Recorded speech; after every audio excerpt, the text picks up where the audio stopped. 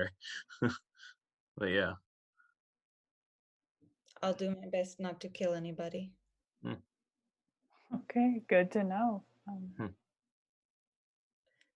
I would love for, as we're moving forward, for somebody to make a perception check for me.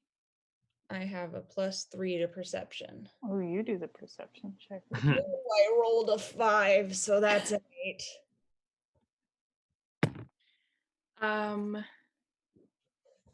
Hearth also is looking out in the kind of front position. Thank you, Susan. No, I was planning on doing that anyway. Oh, But okay. it's very funny that you're supposed to.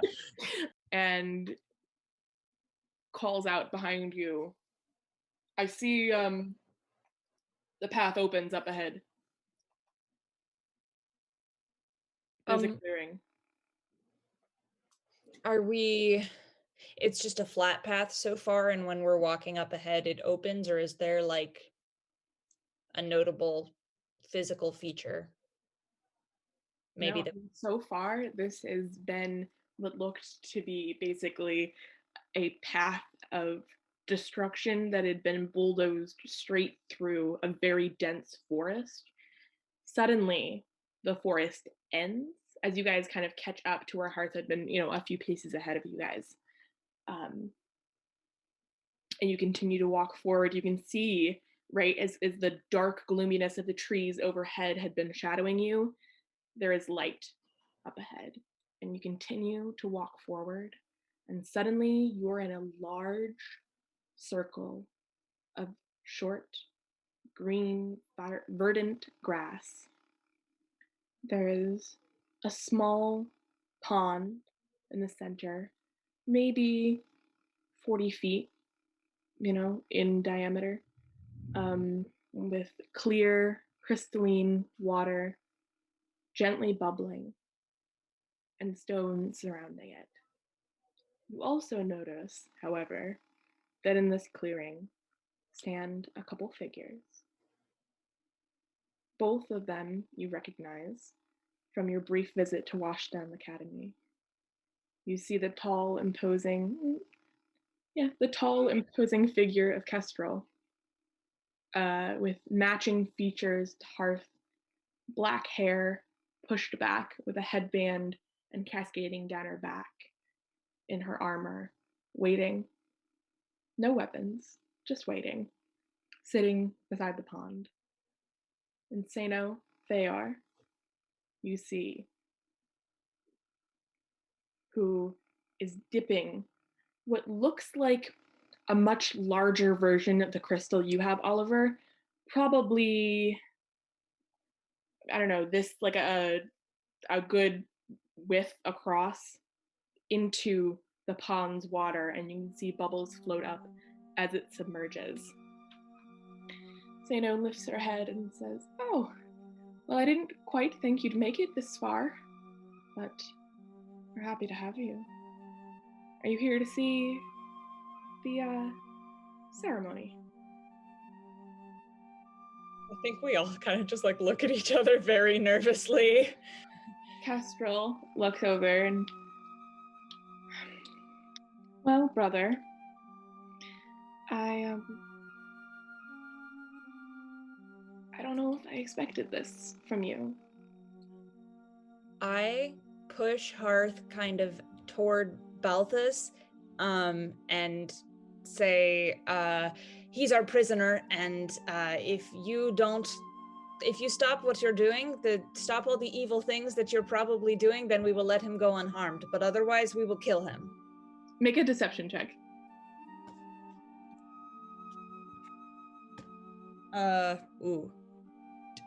Where's deception? That's 16.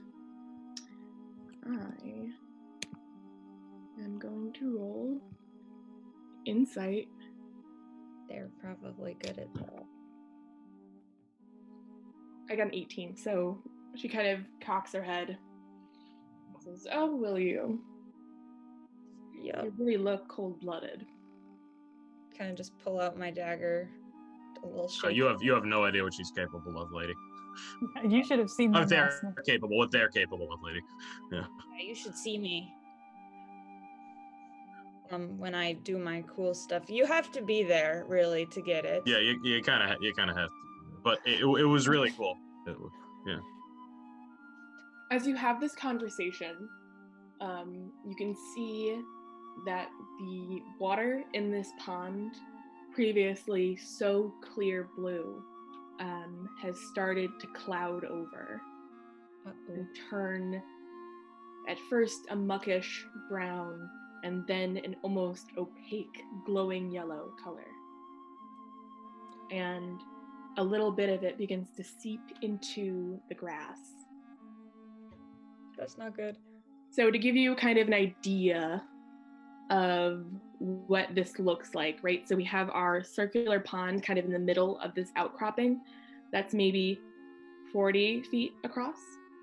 And I mean, this circular region is a good, I would say, maybe 200 feet in diameter. So it's, you know, kind of concentric circles that are here.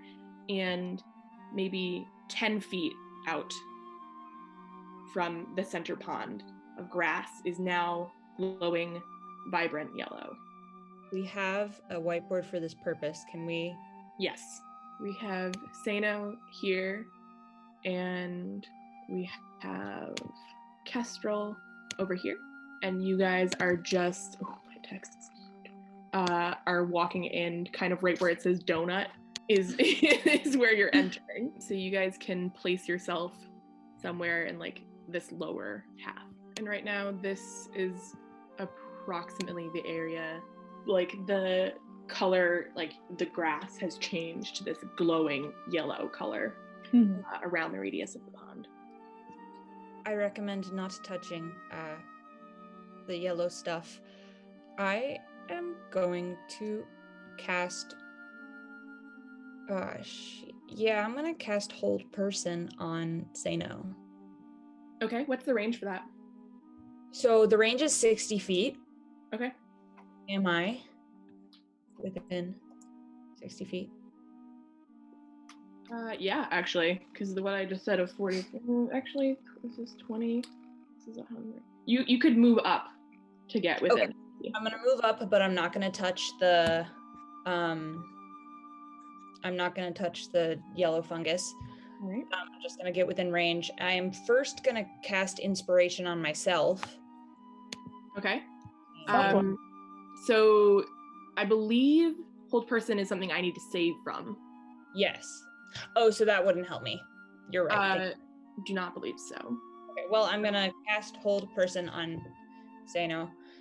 So there. It's a what save? That's a Wisdom save. Okay.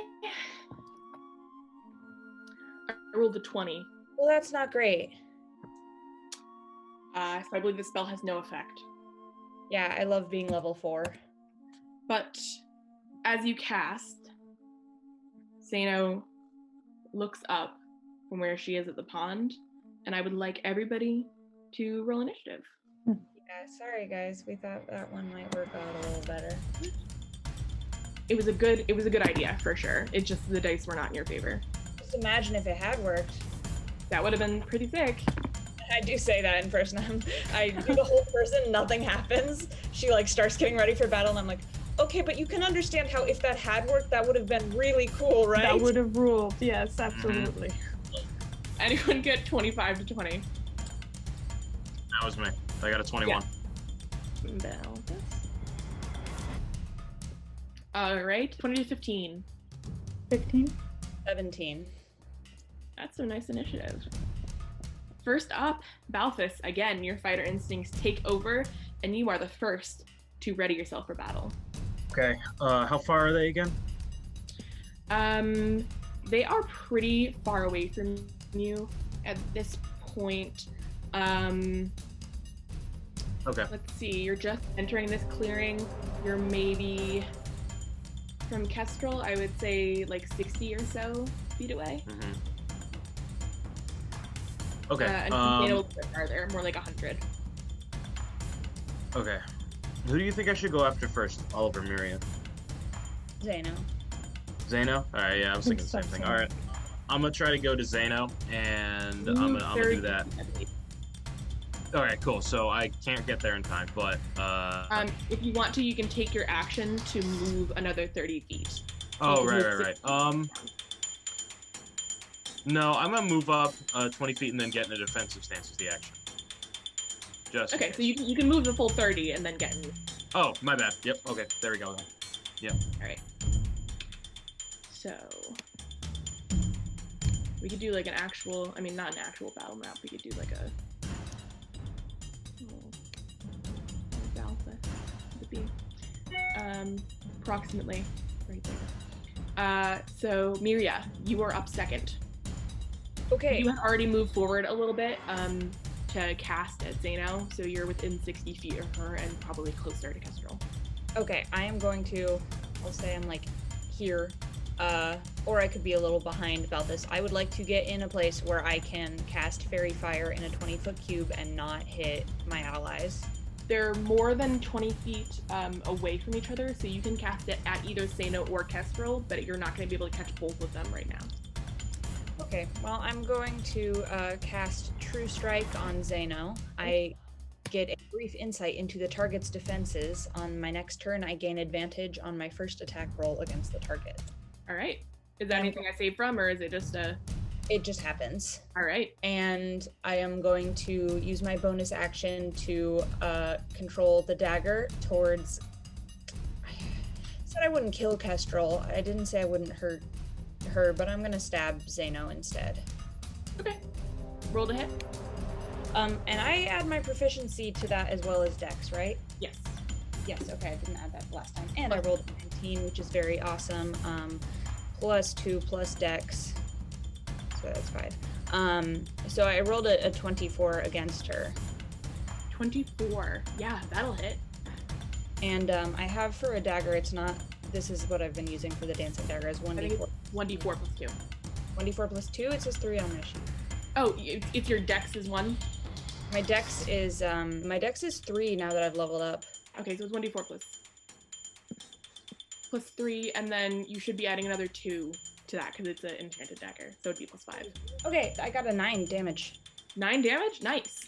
Yes. Finally. The dagger, finally, you focused and you figured out how to use it both mechanically as a player and in game, and it flies out of your hand across the lake, and you can see a slice across Zeno's cheekbone as it cuts her and then flies back to you and lands at your feet. That's the end of your turn. Oliver. I want to first just grab myself and run up to Look where at your question mark. office is, and then like my stamp, I do have a question. So how about how far is the crystal? It's like in the center here. It's in the center and it's sunken in. So it's actually like at the bottom of the pond. Okay, how far is it? I mean, you can't really tell from there. I think if you got closer, you'd be able to see how far down it was. Okay, so for my next turn I could check. Yeah. Then for now I'll cast Magic Missile, level 1. So just 3 darts, that's, you know. All right, go for it. So 3, a 5, and a 2. So 10 damage. 10 damage? Nice. Takes the magic missiles and still stands there. It is actually now Zeno's turn. So, let's see. I'm gonna have her cast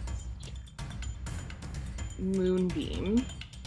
You see a silvery beam of pale light that is in a 5-foot radius but 40-foot high cylinder appears, I would say around, we don't actually have Hearth on this map, he's kind of back here, around Hearth at the back. So as he is entering its range, he is gonna make a saving throw of some sort. Constitution save for him. I rolled a natural 1, so this die needs to get thrown away now. That's how many nat ones is that in a session for you? It's like 4 right now. Yeah. So he is going to take 2d10 damage. And I need my dice. That is 10 damage to him. Ow. Still standing, but you see him just suddenly engulfed in this huge column of pale blue light, and you can hear him yell out. That, I think, will be it for Zeno for now. It is now Hearth's turn, so he is going to run out of that range, and he is going to advance. I would say he would go up 30 feet, and then he is going to, because he is a rogue, use his bonus action to dash to move another 30 feet and get up within range of Kestrel. And he's going to say, I'm sorry, but this just can't go on. And he's going to make an attack at her. So that is going to be a 22 to hit. Wow. So that's gonna hit. Can you imagine if it didn't? And do damage. 5 points of damage. It is now Kestrel's turn.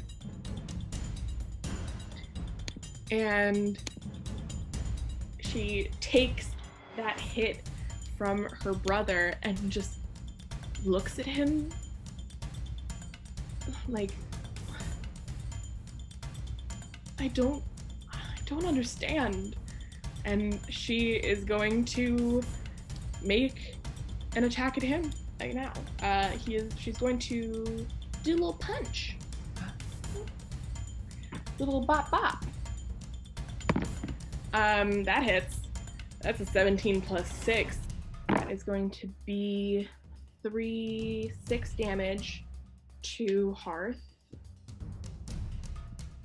And then she's going to do Flurry of Blows and attack twice more. What? The Cain instinct. Both of those are going to hit. A lot of just physical blows as she begins to punch at him. Not taking out her weapon. She has weapons beside her, but she is doing a good amount of damage. That, we are back to the top of the order, and you notice now that that circle of yellow grass has grown even larger. So it's going to extend another 10 feet to be around here, maybe? And the grass there, again, is glowing this yellowish hue. Balthus, it is your turn. I feel like I kind of want to try to save. I want to try to help in that little sibling fight, but how close are they to me? They're not too far, are they? No, you could probably get there. All right, cool. I'm gonna try to help. I'm gonna probably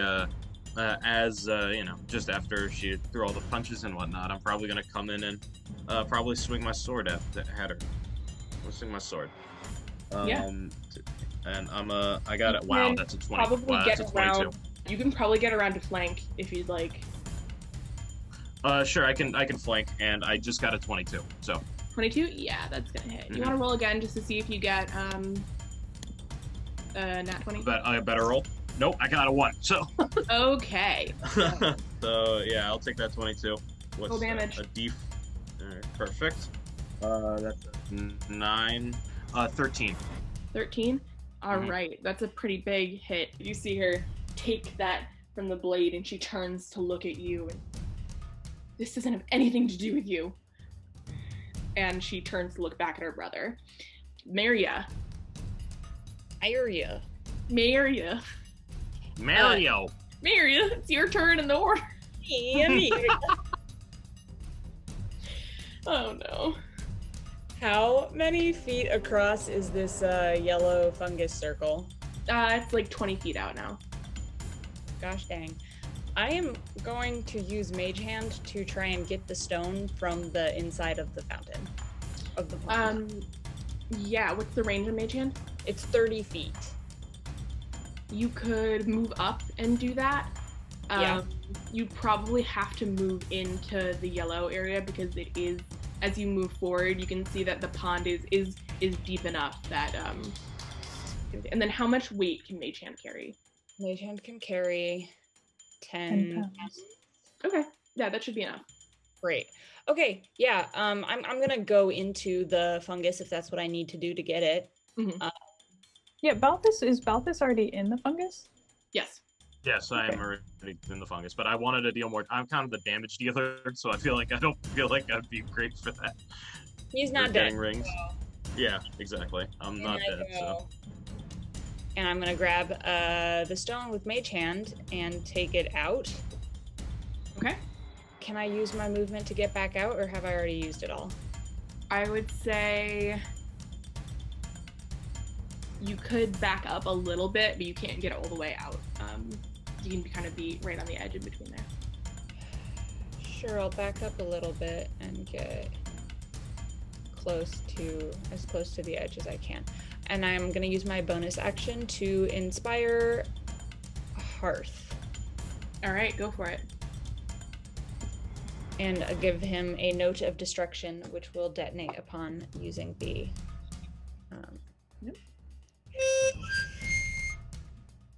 inspiration. All right. Oliver, it's your turn. Yeah, did anything noticeably change when the crystal was removed? You did not see a change in the grass. The water is a little bit clearer. It's not quite as opaque, but there is still that yellow coloring to that distance. Hearth said that the size of the crystal had a big influence on its power before, right? Mm-hmm. So, interested in trying out the other half of that new spell, I might just cast Reduce on it.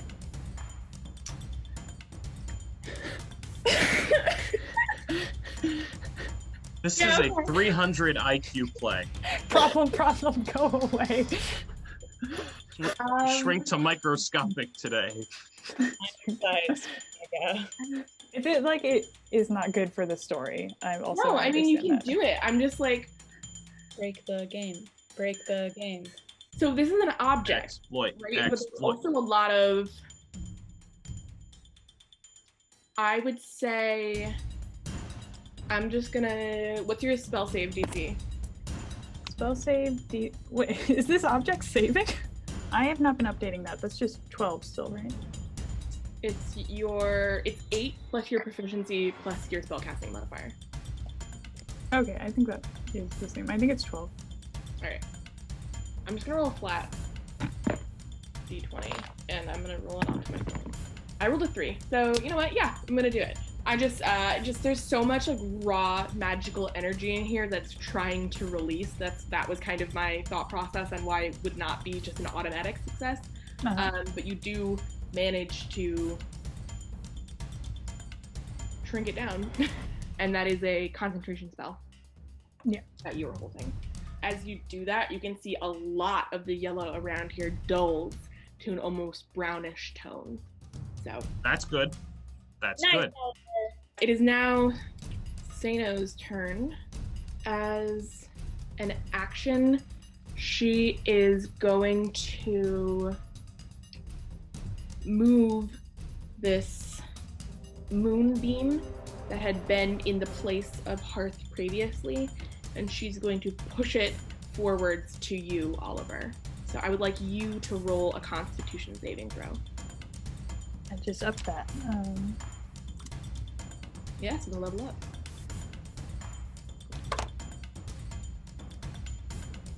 It's a 9. Yeah, that doesn't save. Yeah. So I'm going to do some damage. Ooh. 17 points of damage. Ooh. Ooh. And I'm gonna need you to make a concentration check, which is also a Constitution saving throw. The DC is 10. It's another 9.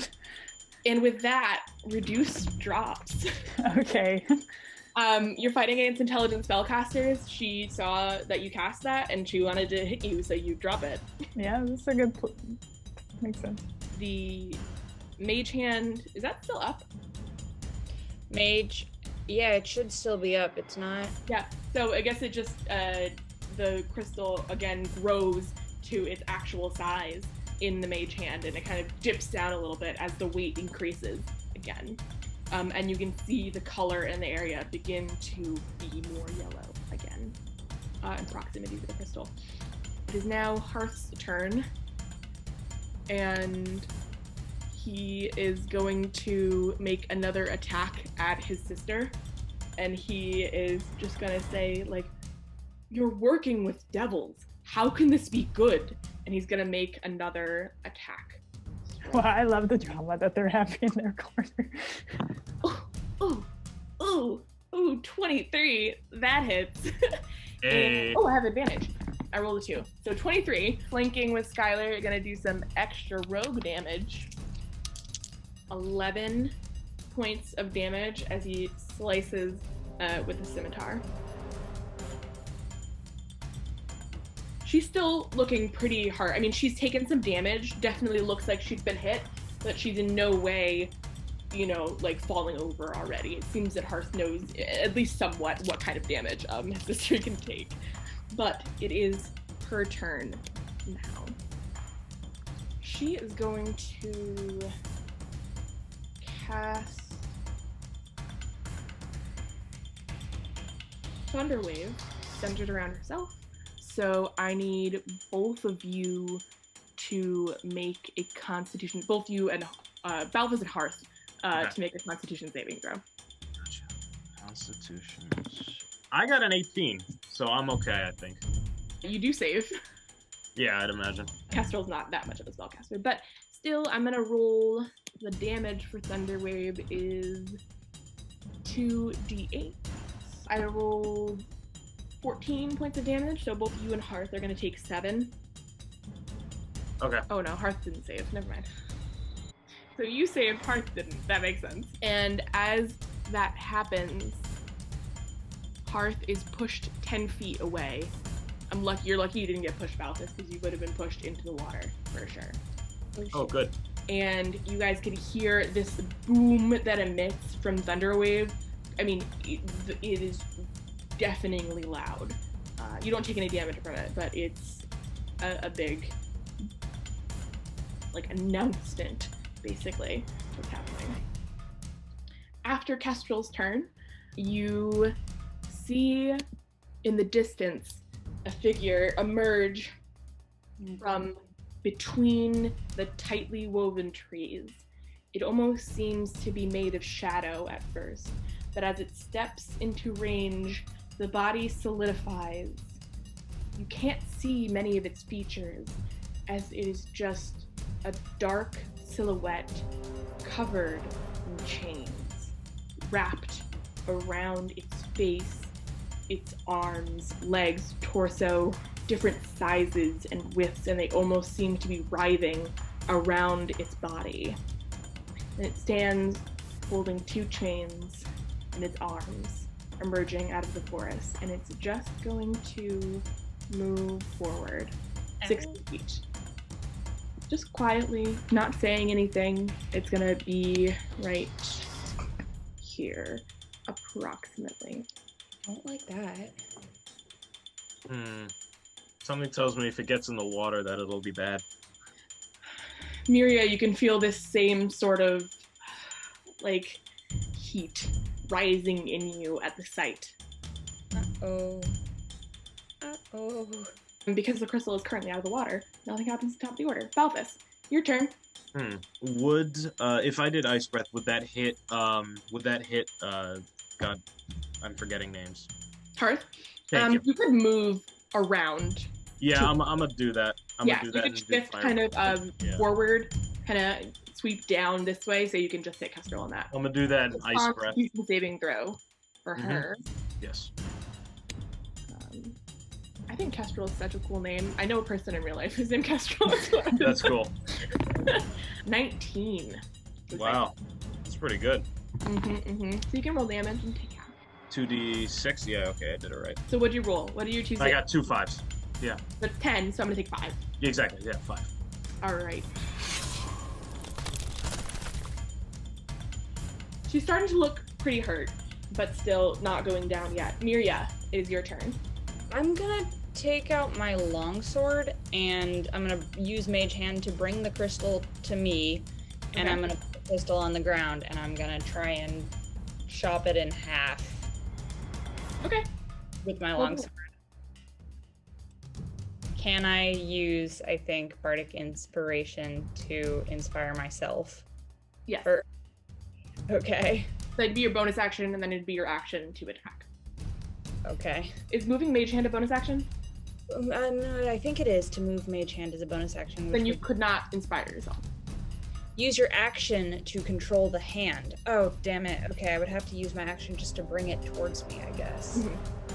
Okay, I'm actually going to use my action to bring the hand to Balthus, and if it's going to hover there near you until you can use it, and I'm going to say, destroy the crystal, cut it in half, or smash it, or something. And then, as my bonus action, because it is action to control the hand, rather than inspire myself, I am going to inspire Balthus. Okay. Okay. Cool. Beautiful. Oliver, it is your turn. I know the heat is going to be on the two of them. So... How's Hearth looking? Because they've been hit a lot. I'm just thinking of what I can do. I mean, I can enlarge Balthus, but... I was thinking healing Hearth, perhaps. I don't... Oliver cannot heal. Oh, right, I'm just right. a little wizard. Just a wizard. I'm He's a stupid. book learning man. Books, not spells. Well, Well, I mean, spells spells. come Well, from spells. Spells. Bad I choice of words. I do partake in some spells. Can I charm Kestrel? Can I run up to Kestrel and charm her? Saving throw, yes? Wisdom? Yeah, I think wisdom saving throw. Let me pull up the specific. Alright, she is an elf. So, I rolled a 1 and a 2! Nice. Why do I keep rolling 1s? We're just really hitting it off, okay? Don't blame Yeah. your dice. I'm just... Yeah. The dice really wants us to win. Her wisdom saving throw with advantage is a 7. So she's charmed. Okay, I'm like, hey, don't... Stop. Attack, say no. I say attack, say no. Or break the gem. Or like, or oh, break- yeah, that's a little strong. Well, we're just trying to help here. Why don't we stop? Why don't we just stop say no for now, and then we can all talk about it and figure something out together? Is that? The creature regards you as a friendly acquaintance. Like, let's talk about this. Let's talk this out. Okay, yeah. I think that'll work for now, but Kestrel's allegiance to Sano is still much larger than Yeah, friendly. that of a friendly acquaintance. Yeah. But there might be a pause in her actions. Yeah, please don't attack our friend. Speaking of Sano, it is now her turn. She is going to cast. No, I think she's gonna keep Moonbeam up in that space, but she's actually going to walk. And you actually see her walk across the surface of the water at an angle, and she is going to come up to this cluster here where the mage hand is, and attempt to grab the stone from the mage hand. So I would say that's going to be tested. I mean, I'm gonna roll a check for her to do that. Mage Hand isn't super powerful in terms of like being able to hold against the grapple. There's no way that I could maybe just like try and to get it out of the way before What's she gets. your spell save? My spell save is 14. Okay. I rolled a natural 18 plus 0, but still she manages to pry it away, and now she is holding on to it. So that is going to be her turn. It is now Hearth, and he's like breathing deeply. But he knows that you've charmed his sister, so for now he's going to touch himself. Nope. Put a hand on his chest, and he's going to cast Cure Wounds at second This level. is why we get the YouTube big bucks. That's 4 plus something. That is 2, so 6 points of healing he gives himself. And that is his turn. It is now to Kestrel. So for now, she is going to not attack because of the charm, but she's still going to kind of go and place herself between the two of you and Sano, and just spend her turn to say, this is our purpose. Why would you wish to stop it? To stop us. And that's gonna be it. At the end of the round, that figure covered in chains is going to just slowly move forward. Is it 6 feet? Is the speed? 6D. 6 feet. Oh. It used its action to move as well. It's not moving 6 feet at a time. That would be very slow. I mean, it's a big Depending on thing. the It can number move slow. The number of chains, you know? Well, the chains are, They're for decoration. no. They're not. We're evil and magical, and this thing is Yeah. so much bad evil stuff. Mm-hmm. Once it decides to stop being spooky and mysterious. Yeah, it's just going to move forward and kind of circle around this way. I don't like it.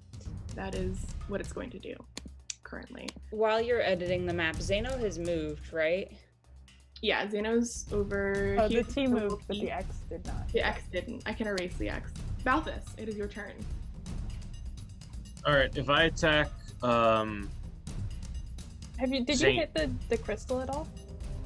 no, The crystal. but Well, Zeno. no, but yes, Zenu has it, right? Zanor, Zeno. Zeno. Zeno has with it, names. yes.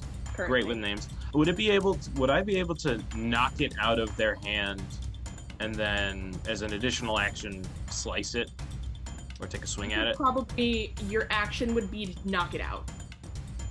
Okay, but can I take that additional action that I have as a fighter and do that? You can do action surge. Yeah, you can. Yeah. You want to action surge and first try to knock it out of Xander. Yeah, sure. So I would say you'd have to swing around this way a bit in order to do it, because Kestrel has kind of moved herself into. Yeah, I don't want to hit Kestrel. I got a 19. Yeah, that'll hit. Cool. I would say instead of doing damage, you're gonna use this attack and hit to knock the crystal out. Yes. And I'm gonna take the action surge. All right. And I'm going to take a big swing at the gem and try to break it. All right, go for it. All right. And I got an 18. Wow. Okay. Yeah. Okay. You bring your sword down in an arc and you connect with the crystal, and you can hear a loud noise, like if you were to like run your finger around the rim of a crystal glass, and that kind of humming that comes from it, that kind of dissonant but almost more dissonant, kind of odd, comes out with the clang of your sword as it hits the crystal, and you swing with all your might, and as you lift it up, there is no mark. Okay, so it seems pretty indestructible. Okay. Magical items generally have a pretty hard time being destroyed. Figured, but was There are worth a ways to shot. do it. I just don't think a sword swipe is going to be Yeah, it. I was gonna say I doubt it was gonna, but it was worth a shot. Absolutely. Oliver, I'm also assuming you moved out of the range of Moonbeam on your turn. Oh, yeah. Unless you wanted to get hit by it again. The Moonbeam back where you were. All right, Mirya. I am going to cast Suggestion on the creature, the chain-covered, shadowy thing. Mm-hmm. Has to succeed on a Wisdom saving throw. Okay. And if it is immune to being charmed or can't understand me, then it doesn't work. Let's see. Please understand me. Oh, it doesn't speak common. I will. But I think you should be okay. So I'm gonna roll. Yeah, I will roll the save. It's what save? Wisdom. Wisdom. Be stupid. 13. That does not save. My spell save DC is 14. All right. I'm going to say, either in common or abyssal, destroy the crystal. You're charming? A suggestion. Suggestion. So I think it definitely doesn't speak abyssal, but You could literally just point and just do Mime. point, Hulk smash, yeah. you can hear a gravelly voice in your mind. It is almost the sound of metal clinking against metal. There may be words in there somewhere, but nothing that you can understand. That is the response you get. I mean, that's your turn. Oliver, it's up to you now. I mean, I might just do enlarge on Balthus again. All right, go That for it. worked out good. All right. Balthus, your heart grows 3 sizes, but the rest of you just grows 1, and you're now large. So like a heart's bulging in my chest. Yep. The Grinch was not anatomically accurate. It is now Zeno's turn, and she is going to take her action to push the crystal back into the pond where it lays on the ground. Well, how And close is it to the pond? Pretty close. She's right around the edge of it. Already 6? Wow. Yeah, I know. We might actually have to pick this fight up next time, do one more.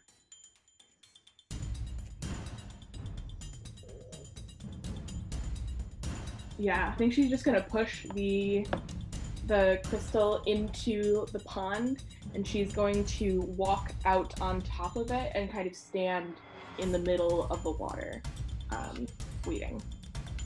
And that's gonna be her turn. It is Hart's turn now.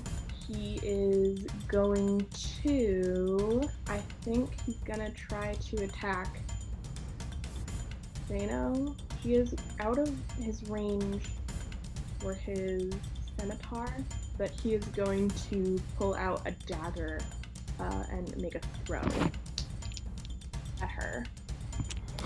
That is going to hit. So I can do 4 points of damage as the dagger hits her. Excuse me. And that is just what he can do right now. We're back to Kestrel in the order, and seeing her brother attack Zeno, she's just going to try to grapple him. So not injure, but try to grab. So it's going to be contested strength, I think. I'm doing this against myself, so that's weird. And Kestrel rolled a natural 1. And Hearth rolled a natural 20. Ha! That's amazing. So he definitely isn't grappled. He just slides out with his, like, you know, roguish, like, moves and... Slide to the left. So that's that. Thank you, dice gods. You see as this chain-covered figure moves forward. He moves within your presence. I'm gonna have Parth and Balthus both make a wisdom saving throw for me. Oh. I forget I'm Hearth all the time. He fails. Huh? Hearth failed. I got a 17. I hope that helps. You do succeed. Oh, wow. You look at it, and for a second, your eyes flash with memories of war and terror, but you blink out, and you're okay. Hearth, on the other hand, it's one of those things. yells, and he just looks so terrified. You can see in his eyes they're wide, and he's staring at this creature, this fiend in front of him, and he looks absolutely terrified. With that, though, I know it's usually bad to stop during combat, but we are running out of time. So we might want to save this for one more session. With that? Yeah. Yeah, I'm fine with that. Just going to say at the top of the order, we're going to see that this expands again. No. Goodness, I'm really bad at making circles. All right, that's better. I'm very excited to see what happens. This is not going to be an easy fight, but you're doing okay so far. We're going to cut it here for today. Make sure you subscribe to be updated when the next episode is going to go up and we finish this epic battle as a conclusion to our story. Can follow us on Twitter and Instagram at PhantasmalDND.